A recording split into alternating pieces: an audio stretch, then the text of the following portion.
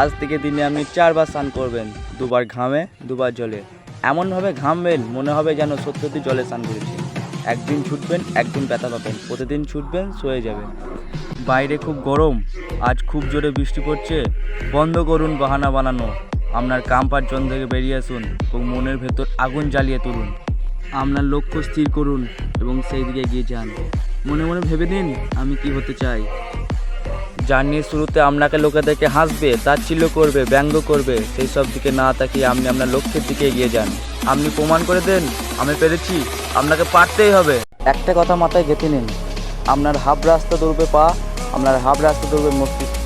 পা যখন বলবে থেমে যাও, মস্তিষ্ককে বলবেন না আমি থামবো না, আমার বুদ্ধি খুব সন্নিকটে, আমাকে পৌঁছাইতে হবে লক্ষ্যে। তাও যদি আপনি ভাবেন আমি পারবো না, তাহলে তাদের কথা মনে করবেন যাদের একটা পা ছিল না কিন্তু তারা মাউন্ট এভারেস্ট জয় করেছিল।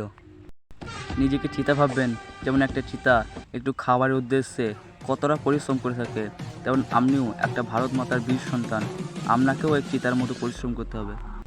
যাও ছোট, আর চ্যানেল যদি নতুন হয়ে থাকো চ্যানেলটা সাবস্ক্রাইব করে দেবে, কারণ তোমরা ছুটতে ছুটতে যদি কোথাও থেমে যাও আমি তোমাদের পাশে থাকবো সবসময় মোটিভেট করার জন্য। চলো এরকমই কিছু ইন্টারেস্টিং ভিডিও নিয়ে পরে কোনো ভিডিওতে দেখা হচ্ছে।